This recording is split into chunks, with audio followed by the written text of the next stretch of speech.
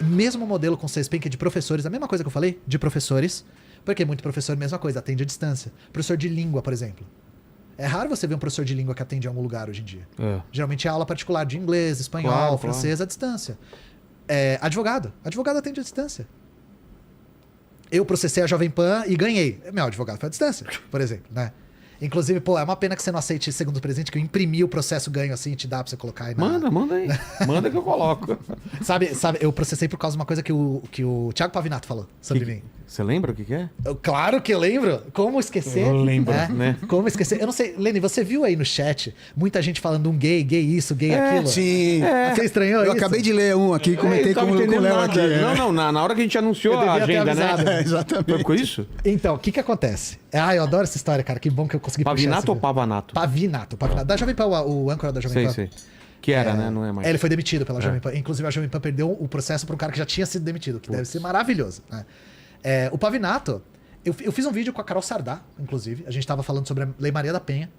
E aí tem um trecho de um vídeo de 4 horas que eu falo assim: tem gente que não tem o direito de se expressar. Por exemplo, o Bolsonaro não tem o que falar sobre a pandemia. Pra nós marxistas, tem gente que tem mais é que calar a boca. Eu só falei isso. Eles fizeram uma matéria inteira sobre mim, falando sobre como eu estou querendo... Calar, como eu não quero que pessoas que pensam diferente de mim não falem, que não foi o que eu falei em momento algum. Só que aí o Pavinato, ele vai e lança braba. Ele fala assim: um gay desse aí falando que é comunista. Vilela, eu não sou gay, cara.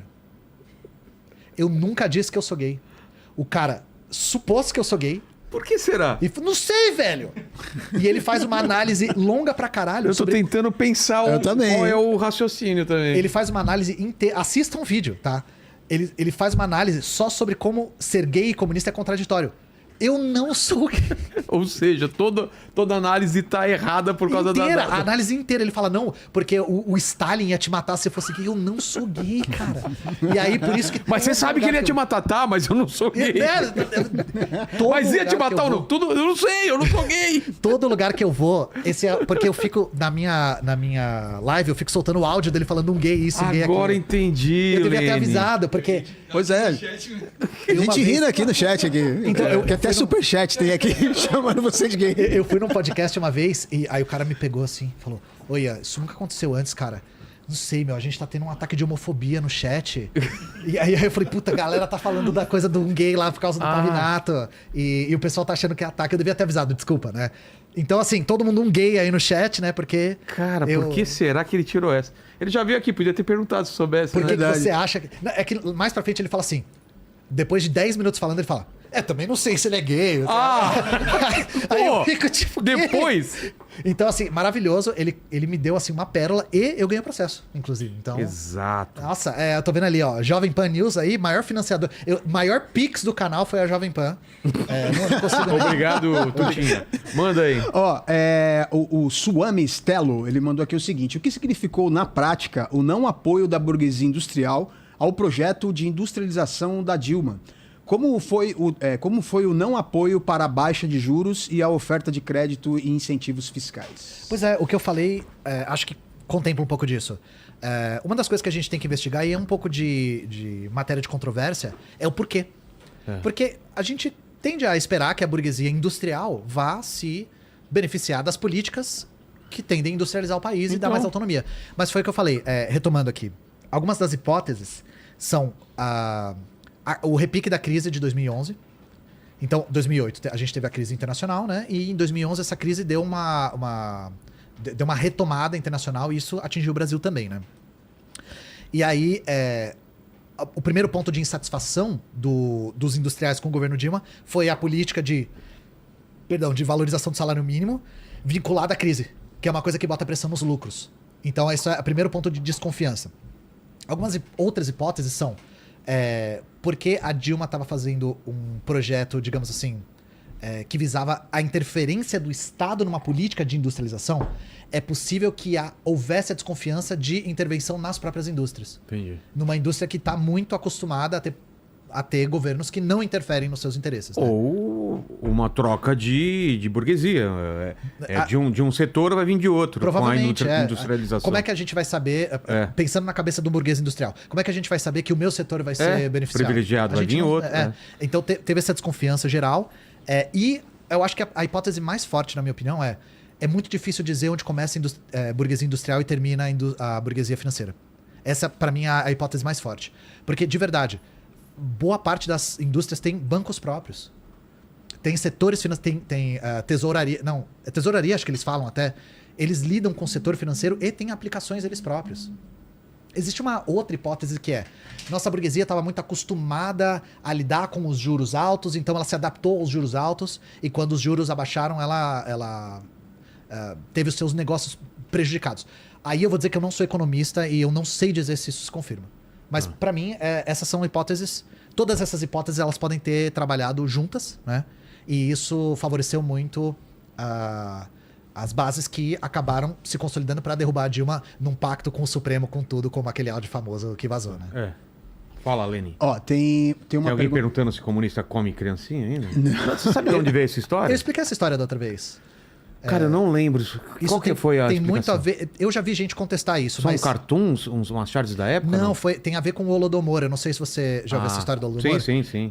Eu já vi gente contestar essa hipótese. Verdade. Mas eu tenho quase certeza que o Holodomor teve muito a ver com isso. Porque na época que estava acontecendo a fome na Ucrânia, os jornais dos Estados Unidos começaram a reportar essa fome para fazer oposição à União Soviética. E um dos jornais, que era do cara até que dizem que inspirou o Cidadão Kane, era o maior conglomerado de comunicação, que era me esqueci o nome agora do cara que era dono dos jornais lá. Uma espécie de Assis Chateaubriand dos Estados Unidos. Ele começou a publicar uma série de matérias falsas, e totalmente falsas, dizendo que pessoas foram para lá e testemunharam cenas de canibalismo. Inclusive, como o Trump falou de comer cachorro aí em alguns estados aí, nessa eleição. Ele falou da Califórnia.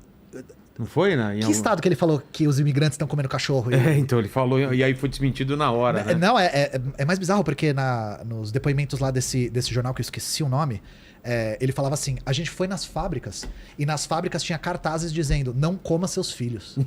Sabe quando a gente achou esse cartaz? Nunca. Esse cartaz nunca existiu, sabe? O que acontece a fome foi muito grave, matou muita gente, foi muito trágica, mas eles instrumentalizaram isso pra fazer o máximo de oposição possível. Cara, eu não sei se foi isso.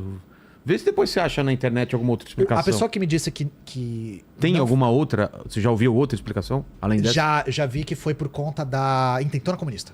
Sabe a intentona de... Mas qual a relação? E a pessoa que falou isso tinha até um argumento forte. Ela falou, você já ouviu algum outro país falar essa coisa de comunista comer criancinha? É só aqui? Assim, eu não sei se é só aqui, mas eu nunca ouvi. Você já ouviu? Eu nunca ouvi. E eu ouvia só no passado, né? Só quando era hoje em moleque. dia é uma coisa que não... Então, aí essa pessoa disse que é um boato que surgiu durante a intentona comunista. Tá. De que os comunistas promoviam canibalismo, etc. É uma coisa tipicamente brasileira, digamos assim. Tá. Eu achava que tinha a ver com a propaganda do cartazes soviéticos de não coma seus filhos. Mas será que isso foi levado a sério em algum momento ou era piada só? Do qual? Do pessoal acreditando. Realmente. Sabe que eu não sei? Tem até aquele... Porque eu não acreditava. Não sei se alguém chegou a acreditar nisso. Qual que é aquela novela que tinha um comunista? Putz. Qual que é a novela? É uma novela relativamente antiga. É o Ilha do Furacão que tem um comunista? Enfim, tem uma novela que tem um cara que é comunista e tem uma cena super famosa que ela fala, você é comunista? Sou. E você come criancinha? Ele fala, sim, com batata. E aí pra você ver como isso tá imbricado na cultura brasileira, assim, de comunista comer criancinha. Sim. Eu tava procurando aqui, tem um monte de teoria aqui. Tem várias. Tá. Vamos lá, tem uma pergunta aqui do Ted André. Ele falou o seguinte, como você vê o racismo de Karl Marx expresso em cartas para Engels em relação à luta pela igualdade expressada no seu manifesto comunista? Eu vou citar o Huey Newton para falar isso. Huey Newton foi o principal dirigente do Partido dos Panteras Negras e quando ele era perguntado isso, ele tinha uma resposta bastante categórica. Resumindo o que ele fala, eu não posso me importar menos com a opinião pessoal do Karl Marx. O que acontece é que o Karl Marx legou um método de análise da realidade que foi fundamental, inclusive, para o combate antirracista travado em todo o século XX. Então, se eu sou um marxiano, e siga os passos de Marx, tal qual os muçulmanos seguem os passos do profeta, aí o racismo de Marx me interessa. Como eu não sou um marxiano, e o que eu acho de mais importante do Marx é o seu método, o seu legado científico, o seu avanço da compreensão da realidade, o racismo do Karl Marx fica relegado à esfera pessoal dele, porque esse racismo não é manifestado dentro da sua teoria, diferente de outros teóricos. A própria teoria de análise da realidade do Marx legou, por exemplo, a União Soviética a ser o primeiro Estado antirracista da história da humanidade. E não era um Estado não racista, era um Estado antirracista, que se vangloriava de ser pluriétnico, que se vangloriava de ter várias culturas, várias raças e várias línguas dentro da sua composição de república. Esse mesmo método fez isso, e esse mesmo método fez com que a luta antirracista em todos os continentes avançasse a passos muito largos, com um método extremamente rigoroso. Essa é a resposta que o Huey Newton dos Panteras Negras dava, e eu acho ela muito categórica, sabe? Muito categórica. Muitas vezes isso é utilizado para... É como se fosse uma espécie de haha, peguei você, olha só, você é antirracista, mas o Marx era racista. De fato, em cartas privadas que ele manda pro Engels, ele principalmente é racista com o La Salle, que é um cara que eu falei, que é um cara que tinha cabelo crespo, tinha pele escura, e ele de fato é racista com o La Salle, e ele também tem posições que a gente pode interpretar como racistas a respeito de certas colônias. Mas isso vai desaparecendo conforme o tempo vai passando, e, de novo, a ciência que ele legou para a humanidade transformou o movimento trabalhador em um movimento antirracista, com inclusive a União Soviética já em 1920 sendo o primeiro estado antirracista da história da humanidade.